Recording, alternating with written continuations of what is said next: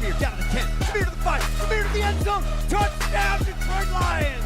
And off Barry. Skirts to the left side. Breaks the tackle. And he will take it in. Touchdown! Touchdown, Detroit Lions. That's what I'm talking about. It is caught. Touchdown, Detroit Lions. Amon-Ra St. Brown. Oh, baby, what a play that time. Aiden Hutchinson read that and blew it up. Big time stand by that defense. All right, ladies and gentlemen, Gray Mains fam, welcome again to Lions Gray Mains. This is our pregame, our final pregame of the season. I wish it wasn't our final pregame of the season, but our season ends as of tonight. It's our final game, but, you know, we got 4 starters out. Our playoff hopes are dashed, but we're here as Lions fans because we're going to talk about the Lions' future. And as always, I have my cohorts with me, my confidants, my partners in crime, DBC and DK, Dr. Brent Kreider and Dan Keener. Welcome in, gentlemen. How are we feeling about today? I know there's nothing on the line necessarily, but how do we feel about today? Yeah, I think the Lions are going to come out and be ready to play today. Dan Campbell doesn't operate any other way. We'll see the Lions come out and fight. All right. Dan, what you got? I agree. I think, I personally think they need to at some point, I kind of threw a little thing. We got 3 things we need to accomplish today. We need to make sure there's 0 long-term injuries of anybody that matters. We need to get at the best possible draft position we can. If in the words of Ricky Bobby, if you're not first, you're last, right? So who cares at this point? You need the best player you can get. And if it's deciding between the 14th and the 15th draft pick, that could be the difference from being able to trade up and get a Caleb Downs at safety at maybe like 7 if he falls, versus not being able to get somebody and getting stuck with, a guy that maybe is not he's a good fit, but not your best overall fit. And then lastly, we got to find out about some of these guys that are on the books for next year, about whether or not, and frankly, even some of the guys that are scheduled to be free agents. We need to find out if these guys that haven't seen a lot of time can actually play or not. So, we saw the inactives just came out, and I noticed that our buddy Makai Wingo is finally active after not being active pretty much every week except one. I think Awasika and Sewell are down as we expected. So, maybe we'll see Neese and some of the other youngsters in O-line that are, restricted free agents and exclusive rights guys. Obviously we lost, Cologne got put on IR, so he's not going to be out there. But, we just got to get anybody that we think we might need next year or might be able to help this team. We need to see them play in a real life game if they haven't already. And that might mean sitting Goff, sitting Gibbs. You don't want to play Frazier at right tackle or left tackle and have Goff in there and have him get destroyed and miss half the season next year, because then the season's over before it starts potentially. So right on. DBC, let's talk about big picture with you. How should the Lions fans approach this game emotionally? Are we rooting for them to win, to bring that into the offseason, or is moving up the draft pick from 15 to 14 more valuable in the long term? Well, the reality is that the Lions are gonna be playing for pride. And, anytime you challenge Jared Goff, Jahmyr Gibbs, Amon-Ra, all the very proud players that the Lions have, it would not surprise me at all if they make this a very close football game today. Big picture wise, Dan is right. Look, there's only about 11 players, I think it is, that ESPN ranks as, real true first round draft picks this year. And we're just on the outside of that looking in. But the reality is that we've had a lot of success in the second round. And if you need 4 or 5 players, the argument could be made, if you're outside of that window and you don't have a lot of draft capital. I think we're missing our 3rd rounder this year. But the reality is that if we think that we can stockpile draft picks in the second round and pick up, Kirby Joseph like Sam Laporta-like players, Jack Campbell, Brian Branch, then, hey, let's think about the possibility of trading down this year versus trading up.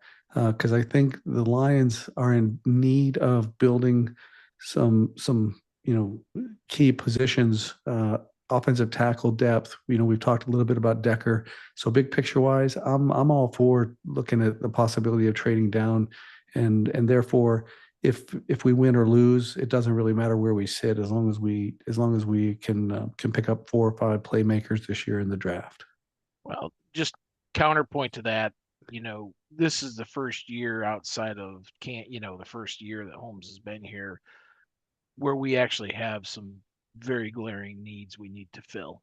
He has always, excuse me, he's either been ahead of the curve with guys like Gibbs and Campbell or grab Penne the first year, and he's tried to backfill some of these positions in the lower rounds, but we have some very glaring needs at edge, at O-line, linebacker. We have 2 linebackers signed for next year. People forget that. We don't have anybody under contract except Barnes and Campbell. So, if Safety, ever you already Arvell mentioned. Reese or Sonny, and I hate to give Buckeyes, but these are guys that are listed in the top 12 or 15 guys that are first round picks. But there's a lot of guys or Downs or whoever the best players are. We have guys, we have positions we have to fill.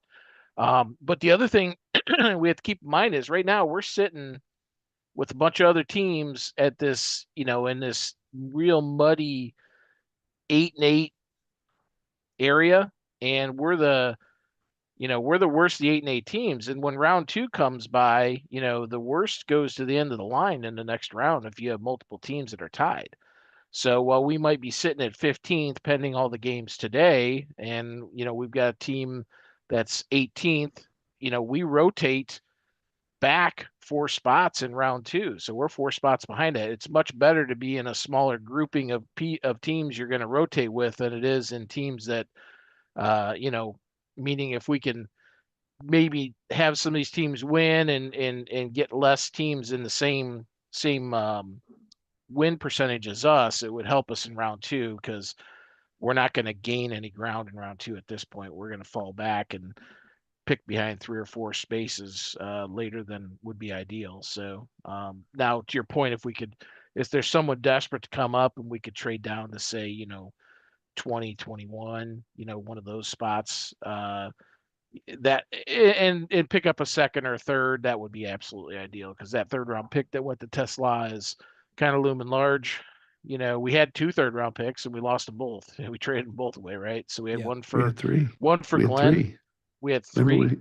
We had 3. Yeah, check it out. Oh, okay. Well, But funny, you should say that while you're looking it up, Dan. Currently, we've got some upsets brewing here. The Colts are winning and the Vikings are winning. So some of those teams that you're describing as 8-8 are actually winning right now. Yeah, I wanted to touch Indy, base on this Minnesota. before we go because I know there are a number of people who are jumping on. Wanda, thanks for joining us once again. Wanda is listening, maybe not watching. You should see how crispy and golden Brent looks today. You might want to tune in. But definitely thanks for listening in, Wanda. We appreciate it. But we've got the Lions rooting guide here, and I know this is a lot of words on your screen if you're watching. But generally, the Bucs got it done for us. That's who we're rooting for. The Falcons, who we're rooting for. The Colts are currently beating the Texans by a point, and the Texans have a lot to play for. But they're on our rooting guide because of the strength of schedule advantage, which would put us as a higher pick. And if the Colts win, we guaranteed at least top 17 pick. There's a couple of other things that can happen. The Packers, they already started today with locked in at the 7 seed, so they're really not playing anybody. They're playing. I forget who their 3rd string quarterback is that they're playing today. And I forget. It doesn't matter. Doesn't look like they're gonna be pulling. His name is Tune. Yes. Name that tune. I couldn't name that tune. How about that? He's 3 of 6 for the game. It looks like the Cowboys are gonna be a pebble in our shoe, but we're rooting for them as well as the Ravens tonight. So that's kind of your rooting guide. And of course, all of this plays into us actually not pulling it out against the Bears.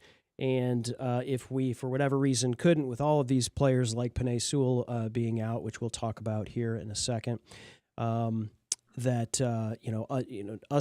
not pulling out the victory and these things happening for us, we've got a top 12 pick. That's the best case scenario.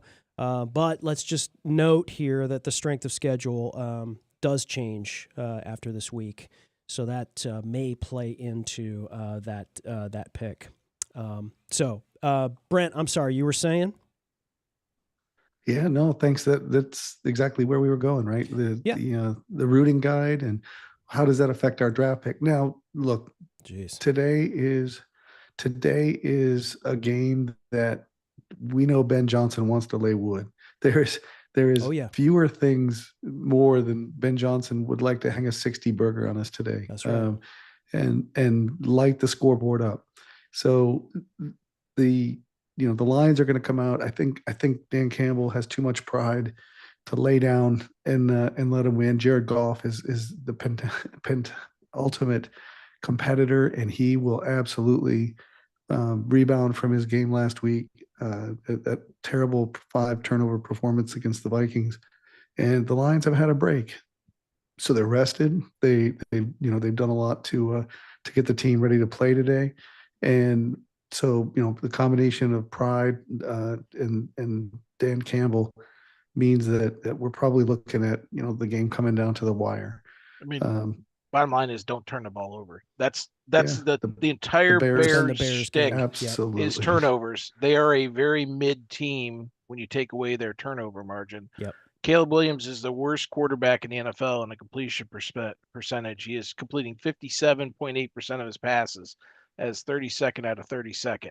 That is not a Ben Johnson quarterback. Ben Johnson requires like 68 to 70% is what he's shooting for. So they're winning in spite of them. But their ground game and their turnovers are would have propped them up along with their 4th place schedule. So, you know what you need to beat them. It's just a question of can we, Right.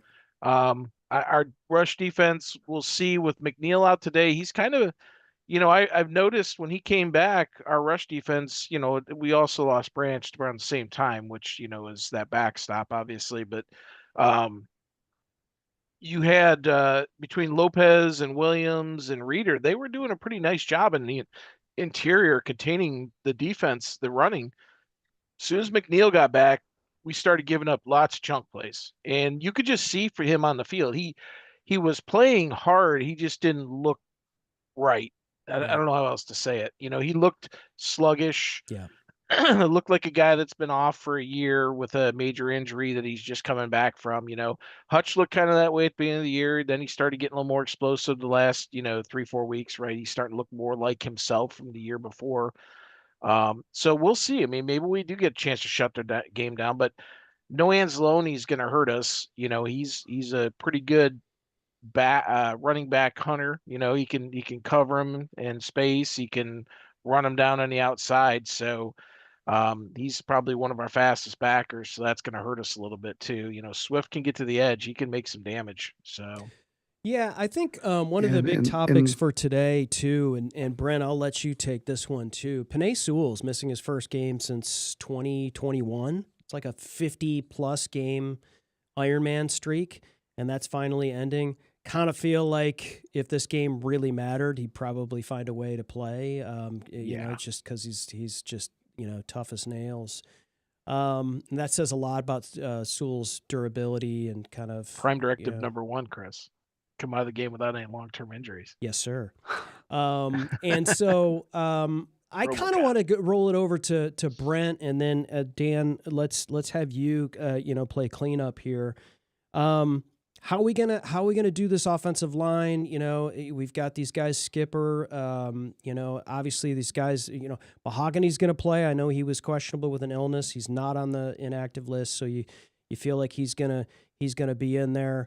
How are we gonna play this? You guys think here today? Are we gonna be shuffling some stuff around? Seems like the last couple of games, but Cologne's obviously gone, so that's not an option there. What are we doing here on the offensive line, Brent? I think you're going to see, the starting lineup is going to be Glasgow, Mahogany at left, Decker on the left side, and then you'll have Ratledge and the big man number 70, Dan Skipper at right tackle, and then I think what you're going to see is a number of players rotate in. You're going to see more rotation on the offensive line than what you might normally see. But the key to the game today is the ability to block that front four, create running lanes, and to give the Lions an opportunity to chew up the clock. We really want to not turn the ball over. Dan hit on it. The Bears thrive on turnovers. And if the Lions can manage to take care of the football today, then they've got a better than 50-50 chance of winning this game just because of what Dan described with Williams and their ability to turn the ball over and in good field position. When you're a 57% completion guy, the thing I think worth evaluating, Chris, is more on the defensive side of the ball than on the offensive side. I think it's pretty clear, pretty straightforward what the Lions have to do to be competitive. But defensively, we are a walking mash unit. We're without Aleem, we're without Anzalone, as Dan said, we're without Branch, we're without Kirby. We're down, to our third, fourth, fifth cornerbacks. And so I think on the defensive side of the ball, it's going to be how well can we hold up against a team that loves to run the football. And I was doing some reading this morning on the previews to the game, and the Bears don't compare to the Lions game, the Lions team of last year, where we had 28 rushing touchdowns and 2,100 yards.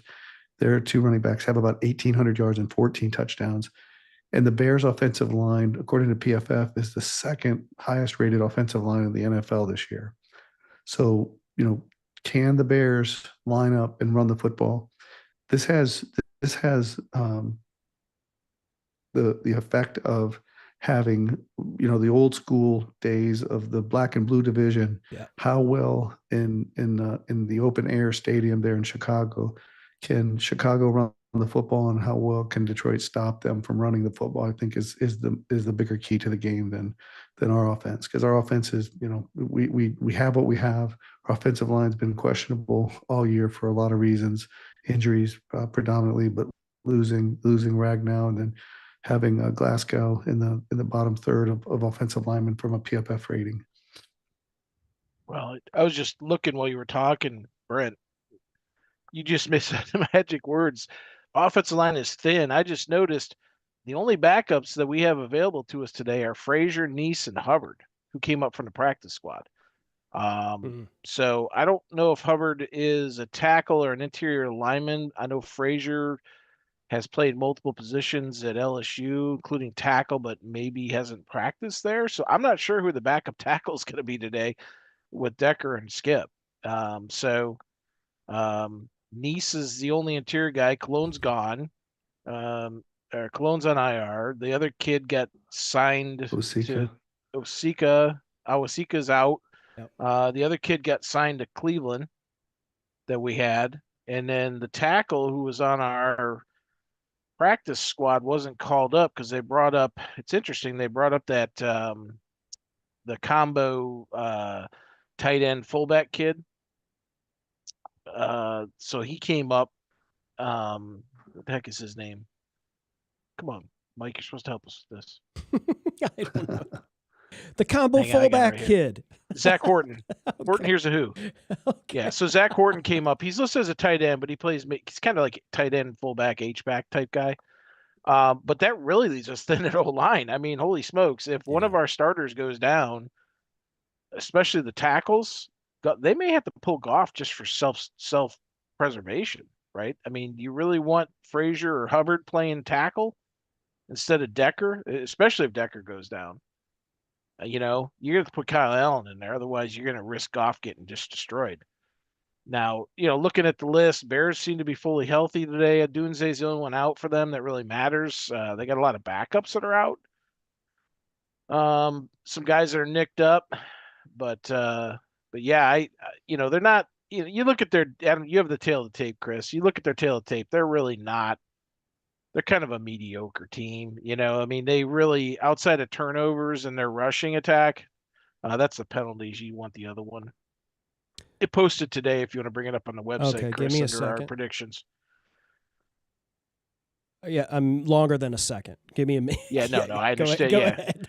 So anyway, you look at them, and they really, compared to the Lions, as crappy as the Lions have been playing over the course of the last 6 weeks, 8 weeks, it's in the chat now, Chris. They really don't have the edge over the Lions in many spaces. Now, granted, we have obviously some injuries now, that we didn't have. So we were, hey, we were still going into that Eagles game and coming out of that Eagles game. We were still a top 10 defense in the NFL. People forget that. That was like week 13, right? The wheels really fell off. And I saw someone post a really good example that shows exactly where like Arnold and Branch went away. And it was essentially the rankings of the teams. I think it was from yardage given up or points, total points given up. It was total points given up by basically quarter of the season, by weeks. And it was really jarring. I mean, we kind of knew it. So I'll just post it in there for you. You can take a look at, we're kind of obviously near the bottom, Chris. But you can see in the chart you have up right now, anything that's green means that team has an advantage in the rankings. Right. So on the left is offense. You look at the Bears offensively, take away their yards per game and first downs, and then the rushing is where they have us, not by much, a little bit. But look on the defensive side. As bad as our defense has played, their defense is really, you take away the turnovers forced and how many plays a game they're allowing, which is a direct result of forcing 32 turnovers.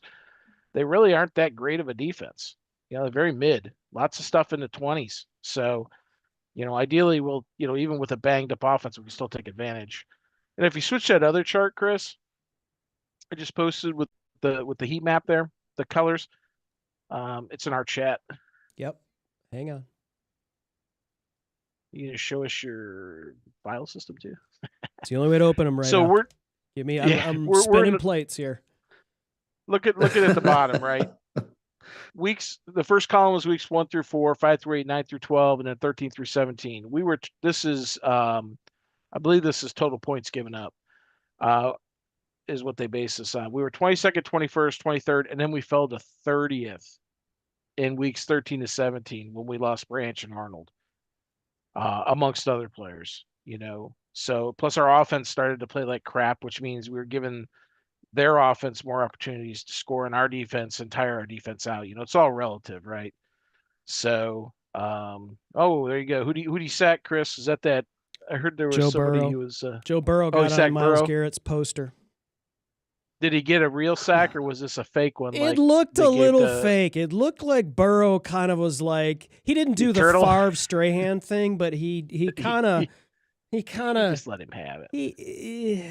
It looked pretty. Although Burrow he's been hobbled and he got hurt early in the game, so I mean it could have been legitimate. But Burrow is what we don't want Goff to become. Burrow just made a nice play running around like he wasn't hurt at all. So we're gonna let the conspiracy theorists continue on that. Myles Garrett is a freakish human being and an instant Hall of Famer. So I respect that. He got that record in 17 games. Yes. But guys, this is I apologize. Like we're not live on X right now, and for whatever reason, we're just like the chat fonts are going crazy. But we do appreciate Mr. Dab 13 dabbing it up with us here with Lions Gray Mains. Mr. Dab, I think this is the first time we've seen you in the chat. We appreciate you joining. And Mr. Dab says this is Airport Dave. So I don't know who Airport Dave is. Do you guys know who Airport Dave is? Oh, yeah. That sounds like Airport a Brent guy. Dave. Is that one of Brent's buddies? He's one of the world's experts in mechanics for Southwest Airlines. All right. Oh, I love your peanuts, Dave. Thanks for joining us. And yes, bottom line is establish a run with Gibbs. We'd love to see Gibbs.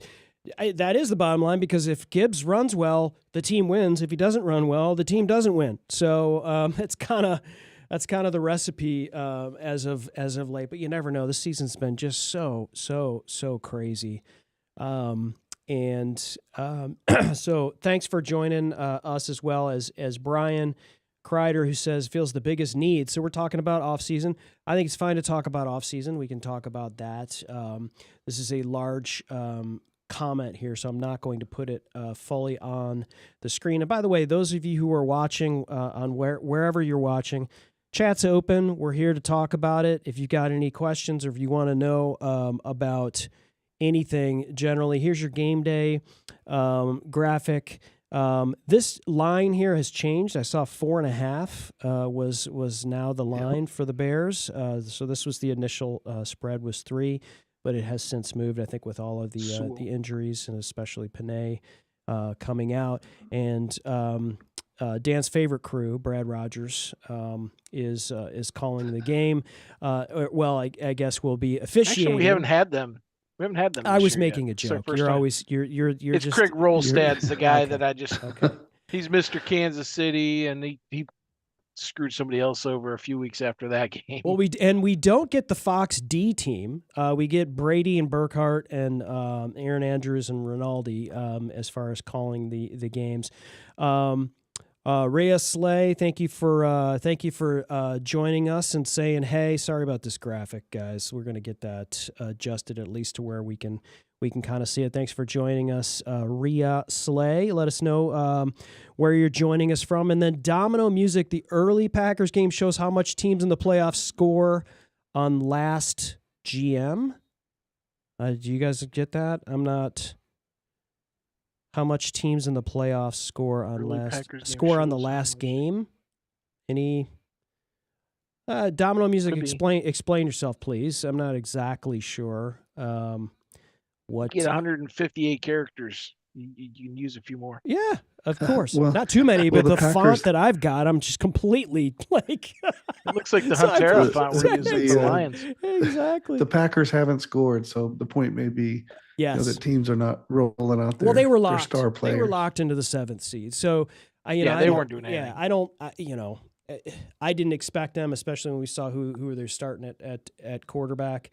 And let me, I was just pulling up the link that you guys put in here. Okay, Domino says the teams already in the playoffs don't score in this game. Yeah, so. Yeah, there you go. There you go. So, guys, let's talk a little bit about this as we kind of roll in here from a roster construction standpoint. This could be it likely will be the last game for a lot of Lions players. But I think there's a number of folks that we're going to be kind of watching today. Amik Robertson is one. Malcolm Rodriguez, who was mentioned earlier, is another one. DJ Reader, Khalif Raymond. This may be Khalif Raymond's last game as a Detroit Lion. And I think I want to talk about the big one, and we're going to leave that one for, I think, who's the biggest fan of the three of us of this player. I'll leave this one for Brent, is David Montgomery, whose role dramatically shrank this season. And so let me roll to him first. Brent, I mean, if you're Brad Holmes, are you keeping David Montgomery here on his current salary, restructuring him, or moving on from him entirely? Well, he's signed for next season for about $8.5 million. I don't think that we're going to have the luxury of having a backup running back for $8.5 million. I get a sense from Monty that he was not completely satisfied. He was a good teammate. He didn't really openly complain about it. And the coaches, actually gave him a lot of credit for not being a troublemaker, if you will, by complaining about his playing time. I think going into this season and looking at the inconsistencies that we had offensively, I think it started with not starting Gibbs early in the year. We started him, Ben Johnson's a brilliant mind. offensive mind. And the way he used Gibbs and Montgomery last year, I would much rather have preferred to see them play them like that, to get Gibbs in there fresh after Monty had a chance to wear the defense down. But I think we could probably expect that Monty will not play for that $8.5 million either, because the Lions choose to use the money for other things, or he just simply says, release me and I'll go on down the road. Disagree on that. I mean, look, a lot of the reason the way he got used the way he used is because we were getting behind and we needed explosiveness on the field. We couldn't just run the ball out. Years past, a lot of his times when he ate in the fourth quarter because we were ahead and we were protecting leads and we were just mauling teams. Well, shitty offensive line play this year, behind the eight ball a lot, and we weren't using him. I mean, I posted in the graphic, if you throw it up, look at the number. There's two numbers that are important on here. Number one is the cap percentage for 2026, 2.7%. That's peanuts for a backup running back. And then the more important number is you look at 2027, look at the cap savings. Sure, we could say 3.5 million and take a 4.8 dead cap hit by getting rid of him this year. But look at next year when he turns 30. That's when we save $7.7 million by getting rid of him and only eat 2.4. So the question for you is, you're going to have to take a $4.8 million cap hit. Are you going to find a backup running back that's as good as Montgomery for $4.8 million? Well, if you take the net, it's going to be like 1.3. And you have Sion Vaki and Jacob Sailors on your roster right now. So I think he'll be around one more year. 2027's decision year. It's the year he hits 30. That's when most running backs kind of start petering out, But look at his stats. It's not like he's chopped liver. He has 674 yards rushing and 8 touchdowns this year, 179 yards receiving. I mean, it's not like he's played terribly. It's just we hadn't put him in the position to feast when he normally plays, which is putting games away, in the fourth quarter. So I think he'll be back. Here was the recipe for success in 2025. He started every game. He played the first 2 series, every game in 2025. So, he was, and then when he was injured, Gibbs obviously carried the rock a lot. So I would say that, saying that he feasts late, Dan, is a misnomer because frankly, he was the starter. Gibbs came in second, third quarter, and then they usually went with a hot hand. Change the logic to be the closer. Gibbs played 4 or 5 games in a row. Gibbs played 4 or 5 games in a row where Monty didn't even play. So just change the logic to be closer, and your point's kind of moot at that point. I'm not saying I'm saying he was the closer, which means his yardage, a lot of that came in late in the game. Touchdowns came throughout the game because they would bring him in as a goal line guy, right? But he got a lot of yards last year and the year before in the closing out the fourth quarter because teams were tired, and he's just such a physical runner. Your point about him starting is not lost, but let's be honest, Gibbs is a better running back. I mean, it is what it is. Gibbs is the better running back. He is more explosive. He's going to get you more yards. He is getting better as a blocker. That's probably the one area that Monty might excel at versus him right now. I just don't think they're going to cut him loose at this point. He's still got stuff in the tank, and his dollar value, you got to look at the whole thing. You're going to take a $1.3 million. You're going to find a running back that's going to be as good as Monty, that's going to not cost you $1.3 million. You know what I mean?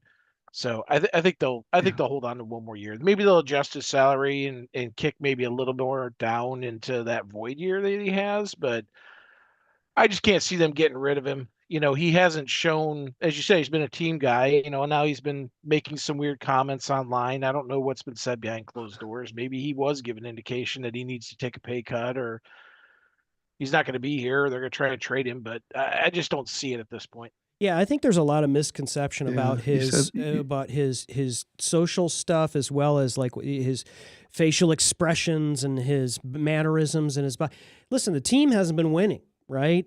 He's not getting a lot of snaps, and that would make anybody somewhat unhappy. And so that doesn't mean he's pouting and he doesn't want to be here necessarily. I think that people go to that, initially.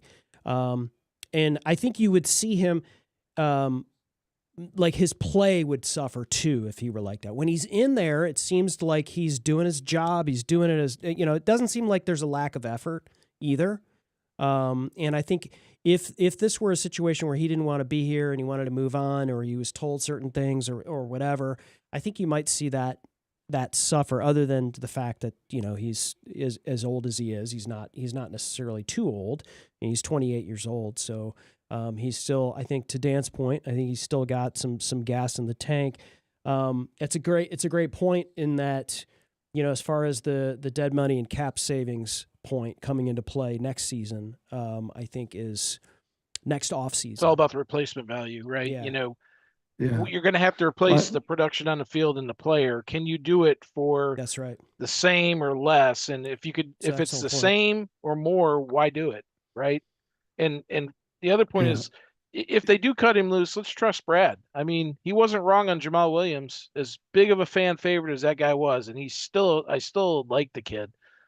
He was abysmal in New Orleans in 2023, and he's out of the league. Didn't look like the same player. It was weird. Yeah, he's gone now at 24, and he's not even 30 yet. So if they think that he's losing something, then so be it, but that's why they get paid the big bucks to make the hard decisions. So all right, so let's move on to some of these other players. If they ask him to, just real quick for the record, if they ask him to take a pay cut, my prediction is he won't be in Detroit.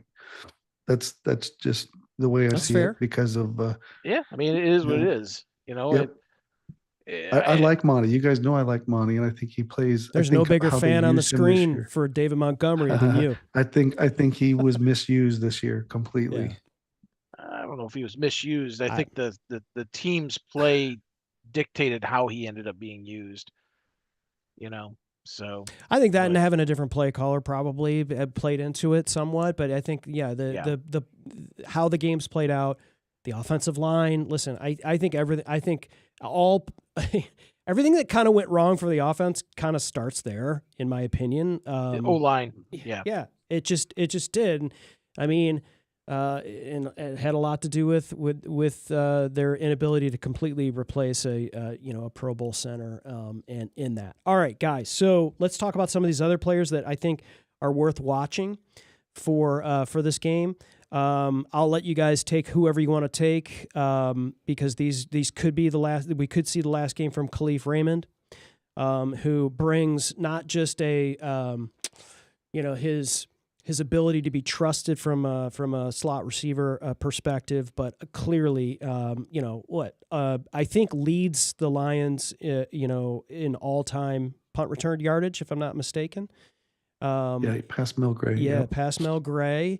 And so we've got Khalif Raymond potentially playing his last game here, DJ Reader potentially playing his last game here, and Amik Robertson. Dan? Brent? Go ahead. I mean... Dan. Yeah. Okay. So like Khalif, this is just like the Mel Gray thing. Just like, is he still have gas in the tank? He's basically a specialist, right? But he's been more than that. But I think Tesla has taken that third wide receiver role that he has been filling. Mm-hmm. And I think at the right amount, they'll bring him back and say, basically, look, you're a return specialist. You're our fifth wide receiver. You're going to be 32 years old next year. And his valuation, is probably right around the, $2.5 million mark. He had a cap number this year of like $7 million, base 1.8, so I think if they get him back around like $2.5 million, I think he'll be back at least on a 1-year deal. Mm-hmm. What do you think on that, Brent, with Raymond? I mean, I'd take him back. He still looks like he's still got gas in the tank, but he's a real team guy. 32 years old. But the value that other teams are going to find in him may be greater than what the Lions are willing to pay. And that's a topic for discussion too. Is compensation picks for these guys. The possibility of him signing with somebody else and us taking the comp pick is, there's a definite ROI here for letting him sign with someone else if he gets beyond the price that the Lions are willing to pay. So agree with Dan that it's for the right price. He's a real team guy.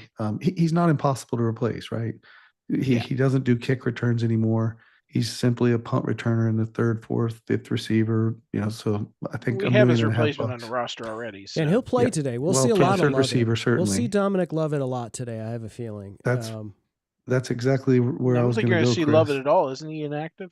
No, No, I didn't see him on the Dominic inactive. Lovett is 100% inactive. He will not be playing today. was he not? I'm Was he on the talking about list? I'm talking about next season. I thought Chris was talking No, about next season. Chris said inactive. Yeah, he's inactive today. So you're going to have You're right. Tesla.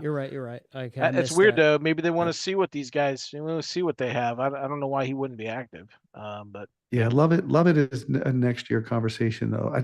When you're looking at alternatives for punt return, I think Lovett is one of the guys that you're going to put Kennedy, out there Lovett, first. Meeks, those are the backup wide receivers. I think that are after the top. Well, knowing three that guys, he's right? inactive today, it kind of was like, well, if let's see him in some Kennedy. real game action, and yeah, Kennedy's going to be the guy. They really liked the way he kind of turned. It was a couple games ago where he had some excellent returns from a kickoff perspective. But the guy he can do both. Great. He's played great on when he's been called on to play in the games. I mean, Yeah, he had a couple big saved us. catches. Was it Washington? He came in and caught like three first downs or something like that. Yep. So Kennedy's not exactly a kid either, right? I mean, what is he? He's got to be pushing. He's 30. 27. He's Is he 30 now? so he is younger than Khalif Raymond. He's 2 years younger than Khalif Raymond, and much cheaper. Yeah. And he was born in '96. So, I mean, those guys are essentially interchangeable from my mind. At least a little more explosive, but yeah. So who's the next guy? Amik Robertson. Amik Robertson. Again, here's the problem I have with Amik. Amik was asked to do stuff that Amik is not normally comfortable He's a slot doing. corner. Yep. He's a slot corner, and he was asked to play cornerback 1, cornerback 2. Whenever somebody came back, I made this point weeks ago. Whenever somebody came back like DJ Reed, it was Amik who ended up getting moved. Right. And this is a guy who plays slot corner that got moved around. He never got to play the position he was hired to play. I think it's because he's willing, not necessarily able, right? 100% agree. Yeah, they just asked him and he just did it, right? Right. Because he's that kind of guy. And Amik's a guy that the price has to be right because he didn't have a great year. And part of the reason he didn't have a great year is because he played out of position. And, he's still young. He's 27. He didn't have a terrible year, but he wasn't like all pro or, Pro Bowler even, but he's a slot corner. So if we can get him back the right price and maybe around $5 million or something like that, 4.2 like he had this year with some bonus money, then I say absolutely bring him back at least on a 1-year deal. But he's a guy that I see someone could take a chance on. Bring him in and did we trade for him or did we sign him? Who was the guy for Tampa we traded for? Was that Reed? We signed him. Yeah, we signed that was the guy from last year. Yeah. Last year, yeah. Yeah, it was the cornerback that left last year. Yeah, I think Amik is it may be to our benefit, guys, but Amik's poor year and all the reasons that Dan said, he was forced to move from position to position. He was Johnny on the spot to do it, but he was not as successful as the Lions probably had planned on him being. So if he's able to play the slot, I think that we would have a hard time replacing him. Yeah, I mean, you look at who's on the roster now. We're the most promising player of the kids is Whiteside, right? But he looks like he's more of a outside guy, not necessarily a slot guy. Millette is definitely not. He's not. He's 30 something, I think. Yeah. What's crazy about Whiteside? I'm glad you brought him up. He is not getting playing time. Like, he was part of the Legion of Whom, right? Made some great plays in that Tampa game, and I was like, okay, now we've got a guy who, a long cornerback who can play, who could play well, is playing over his, seems like over his skis, was cheap, and then like his playing time went away, and I think a lot of it had to do with Reed coming back and some of these other players coming back. It's just veterans ahead of him, right? Khalil Dorsey came back finally. Rock Ya-Sin, Mollett, Reed. All those guys are ahead of him because he's just an undrafted free agent. I mean, but if the one thing that to be key on that, Chris, though, where he's not at, He's not sitting on our practice squad. He's on our active roster as a sixth cornerback, and that tells you all you need to know that the Lions have plans for him. Otherwise, he would have been poached a long time ago, I think. And they got lucky when they after that Tampa game. Remember when they cut him and we're all like, "Holy crap! They cut Whiteside. He's going to get picked up," Yep. And they snuck him through. And then someone had interest in him, and they moved him up, and they put him on the active roster. So That's something that a lot of Lions fans, Brent and Dan, don't really think about when it comes to who's active, who's on your practice squad, how many times can you elevate guys, all of the that chess game, that moving things around so you don't get guys pulled off. Like, I really like this guy, but I got to stick him here and hope he makes it through. Everybody just goes, why did we lose this guy? Why didn't we get this guy? And they don't understand all of that goes on in the background. And I think we're seeing a lot of that ramping up from the Lions fan base in the last 3 weeks, and a lot of the let's get rid of Goff talk that we see from these the SOL Lions fan base, and fire Campbell and Holmes and all of this other stuff. Don't forget the medical staff. Yes, too. the medical. Let's talk about how terrible horrible. our medical staff is for letting all these players get concussed and tearing their Achilles, because it's our medical staff, our training staff. Get out fault. there and protect those guys. People have to understand, and Lions fans have to understand, there's so much that goes into this. And when a player gets hurt, there's only so much you can do. You only got 53 players you can put active for a particular game. And there's only so many things you can do to elevate, and when it comes to IR and all of those things that, that thing, that happens behind the scenes. So before you go and start firing off, things like, what a terrible mistake by this, that, and the other, you have to understand kind of the shell game that goes on behind the scenes. Am I off with that? Yeah. Now that this is the world we live in now. Instant gratification, everything's emotional response. Nobody takes time to think and use logic and reason and common sense. It's all about outrage and, saying what I want to say when I want to say it, by whatever method I want to say it at. So call me old-fashioned, call me an old fogey. I am all of that, but that's what's going on. It's not just the Lions. I do think it might be amplified because, and how do I put this? I don't want to piss anybody off, but it feels like we have a lot of new Lions fans suddenly, where the history started in 2022, 2023, and they weren't really with us back in the 80s and 90s, and so they haven't been through the tough times yet. So this is the first tough times they've gone through, is seeing a team that went from, build up to go to the playoffs to having the best record in the NFL to all of a sudden missing the playoffs. I think this is their first experience, and it's like the meme where the dudes are sitting there with the nooses around. He turns to me, he's like, "First time." Yeah, this isn't our first rodeo, people. We've seen this before. Before I talk about DJ Reader, to get us back on the Don't sled. get us back on track. Please get us back on track. Well, no, I listen. The truth of the matter is that our GM and our coach have a lot to learn and have a lot to do this offseason. How well do they learn their lessons, right? The Eagles went from Super Bowl to didn't miss the playoffs. Remember, they lost a bunch of games in a row to winning the Super Bowl. That is going to be the measure of why'd they miss the playoffs of our GM. They lost 5 or 6 games in a row. Lost the Pro Bowl center, I think, didn't they? No, he played. I don't Kelsey, think so. Isn't that the year that Kelsey left last? He retired after the Super Bowl, Dan. But please fact check it. I'm not. I don't know. That's Mike's job. I'm just here to. Mike says Kelsey played that year. All right. Yeah. Well, he might have been hurt. I don't know. But anyway, the test of Dan Campbell and our Brad Holmes, our GM, is going to be how well did they learn their lessons, and we'll see here in this offseason how well they get back on the track and get the Lions back into the playoffs.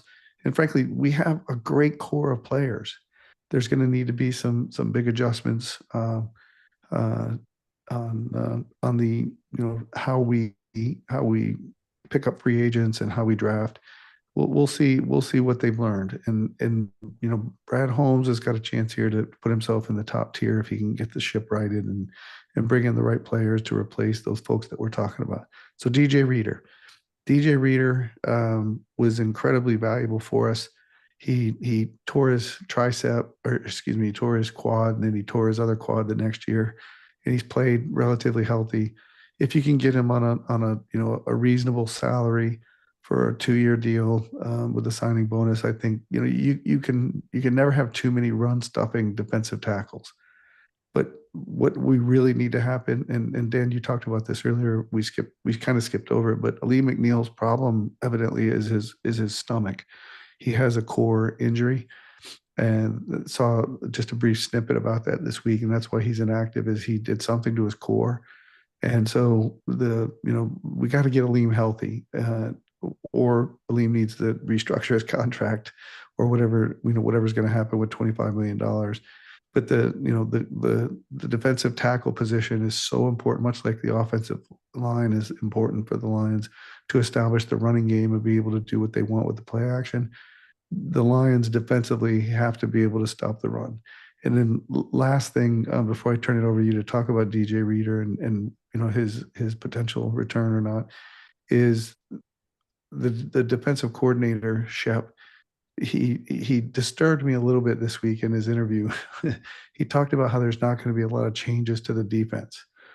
I don't think Lions fans want to hear that there's not going to be at least some schematic changes, some adjustments to the defense. To just sit up there and say that nothing's going to change is a little unnerving. So Campbell didn't give the most glowing of endorsement. He said he improved, but I think that's the most important factor is how well we adjust next season. DJ Reader, Dan. Yeah, I mean, look, I don't know how old he is. He's getting up there in age, 31 right now. His birthday's July 1st. He'll be 32 next year. Reminds me of the guy that we got from the Giants a few years ago before Campbell. What was his name? Big defensive tackle that picked up. He came in, he served a purpose. He was a mentor, and I agree with Brent. There's a place for him on this team as Snacks a Harrison. situational run stuffer. Coming in playing like 20 snaps a game. But hey, look at the Steelers. They've got a guy there in Hayward that's like 37, and the guy's still one of the best defensive tackles in the NFL. Reader's never been that. He's been very good. He's very durable. He's only missed a handful of games every year, and he continues to produce. Tackles have been very consistent. He'll one thing he hasn't gotten this year is tackles for loss, and again, maybe that's a scheme thing. I don't know. But his tackle count's been pretty good. His quarterback hits are there. But I think he's getting up there to the point in age, and then you look at just look at his salary where he's at. This year he was at 12 million, I think, was his 13. hit. Yeah, 12.933. Yeah, 12.933. But here's the thing with him though. We're on the books for $3.8 million for him for the next. Well, it'll hit next year if we cut him. He had 3 void years tacked onto that contract when we got him from the Bengals. So right now, he's got signing balance 1.243 million for the next 3 years, 6, 27, 28. That'll all come due next year. So that's 3.8 million in dead cap. So the question is if you re-sign him, what's his valuation? He's probably only worth about $4 million right now per year, which is pretty consistent with his output and his age. But again, you got to replace the guy. So, we'll see. I wouldn't be opposed to having him back as a backup. So we'll just leave it at that. We know what we're going to get for him. So a long way to get there, right, Chris? Yeah, guys. So it's official since the Packers have lost to the Vikings. The Lions are 4th place. I won't say the L word in the NFC North, which means we get that last place schedule with that. So there is a positive to take out of that. We saw what a first place schedule got us this year. So hopefully that will help us from that standpoint. See, last And place schedule got the Bears. I see the a tweet here from Jennifer Hammond. Shout out to @HammerFox2. She says, based on warm-ups, it's looking like the Lions will turn to 12-year veteran Chris Hubbard to play on the offensive line today, bringing significant starting experience at right tackle in the absence of Penei Sewell. Well, there we go. That's the guy that's the tackle. Wow. Okay. Too late to change my prediction? No, You I'm can't kidding. change it. I'm kidding. No, I I do know you feel are. like as we are talking about this game, this is a pregame show.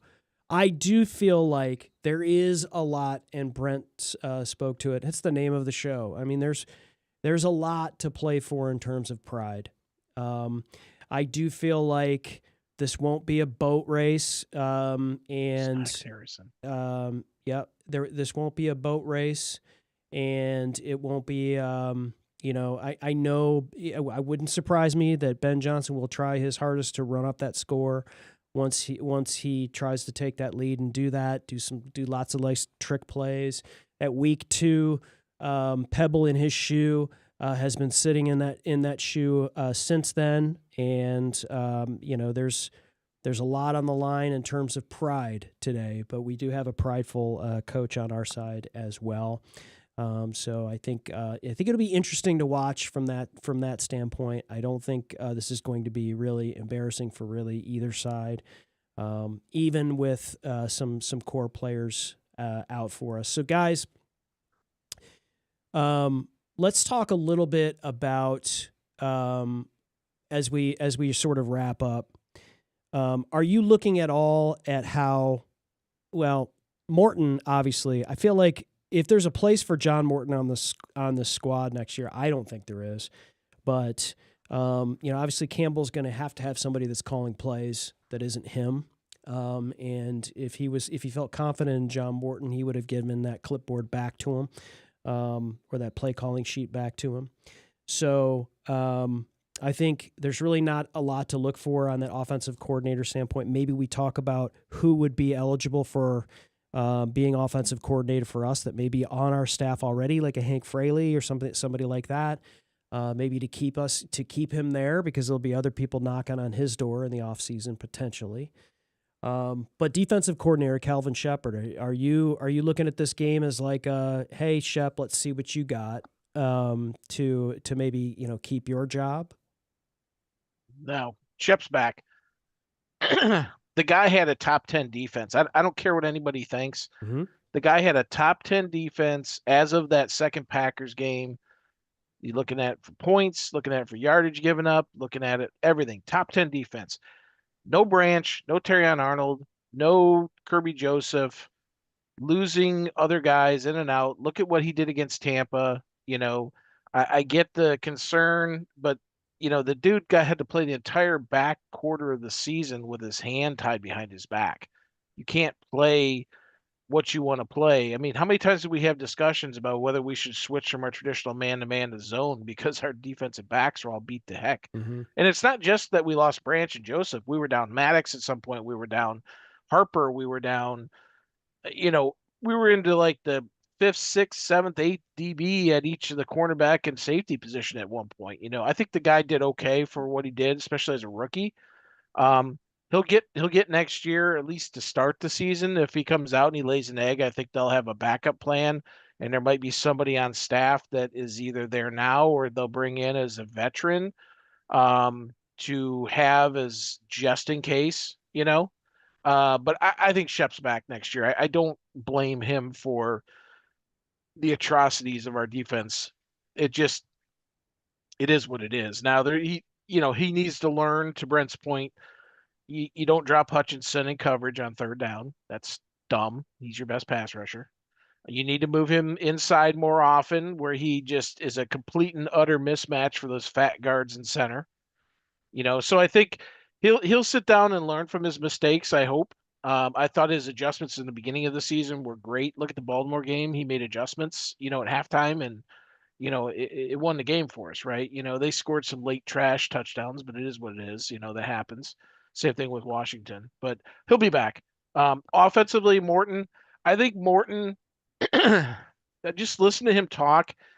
I think he knows that he really wants to be here, and I think he would like take a self demotion maybe to move down to a lower position, lose the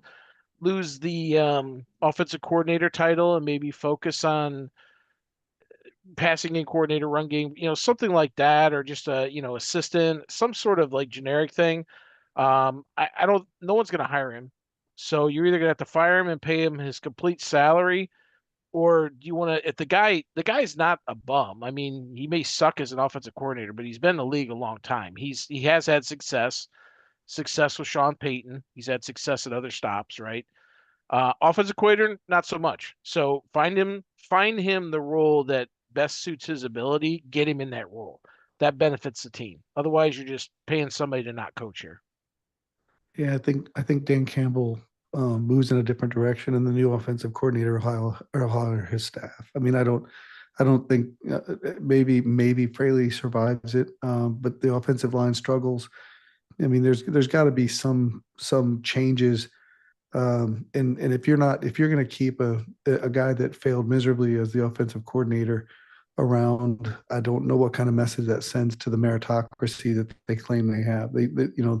The Lions are about winning. The Lions culture, there's accountability to win, and are you going to reward people for failing? I think that's the worst thing that Dan Campbell and Brad he hasn't Holmes been could rewarded. do. He's already been demoted. I mean, he had the I offensive know, coordinator but taken away from him. Again, my point. so we're Which I'm suggesting that saying we keep a guy who can't run an offense no, to do yeah, some other role. you put him in the role that best fits his ability. If he didn't have success as an offensive coordinator, find something else that does. I mean, think he can listen, do that I elsewhere, understand you're Dan. coming from the military, but it is what it is. You're either going to pay the guy not to coach for you, or else you find a job for the guy that he can excel at, that you're paying him for. That's Yeah, business 101. maybe line painter. He could paint lines, but I don't think he has anything to do with design of the offense. Honest to goodness, guys, we're talking about the guy that was Maybe you could fired. spell check Dan Campbell's email. Well, he wasn't for fired. him. He wasn't fired. The last time we fired a guy was when we were coming back from the UK about 6 years ago, and they shit canned the guy on the flight. So that's how Ben Johnson came around, right? So we'll see how it plays out. But I we don't need think a there's new a role for offensive Johnny coordinator Morton. listen, we need a new offensive coordinator that's a young, that has ideas, can learn the basics from Campbell, interject new ideas, or we need one of these guys that's going to get fired that are a former offensive coordinator prodigy that got a head coaching job where, again, they failed at a head coach because maybe that's not their best ability, hence the OC thing I was talking about with Morton. Bring them back as an OC to let them get back in a position that they're comfortable with, where maybe they're better suited. So, Morton could stay and go. I could give two craps. I just don't see the point of paying somebody not to be here because if you can find a role for him where he can excel. If you can't, then gone out the building. But all intents and purposes, the guy seems like he knows he didn't do it right. He owns it. He wants to be here. He's willing to do whatever he can to stay here. And if there's a role that fits him and he can excel, all for it. If not, then see you later. Right. So that I agree with you on that. All right, boys. Thanks again. Thanks again for everyone joining this final Lions pregame of the 2025 season. If you've been along the ride for us either today or in the past, we appreciate you. Don't forget to like, subscribe, smash all the buttons, all that good stuff. Hold on a second there, Chris. You're talking like this is like it's over. We're not over. No, we'll be back. I'm not. I was right. like, you're gonna let me finish. Final pregame let me show. finish. Final pregame show. Sure. That's what I was. Just make sure everyone knows that we're still planning. I said on doing of it this on a weekly season, basis. yes. And like I was saying, Don't forget to join us every Tuesday at 7 p.m. For Lions Gray Mains. Thanks again to DBC, Dr. Brent Kreider, and DK Dan Keener for the breakdowns. And guys, whether today the Lions win or lose, the real work begins on Monday. We'll be here on Tuesday, every Tuesday night at 7 p.m. Eastern to dissect it all. And as always, we always say, go Lions. Go. Busted outside left. Jameer down to 10. Jameer to the 5. Jameer to the end zone. Touchdown, Detroit Lions. And off Berry, surge to the left side, breaks the tackle, and he will take it in. Touchdown! Touchdown, Detroit Lions. That's what I'm talking about. It is caught. Touchdown.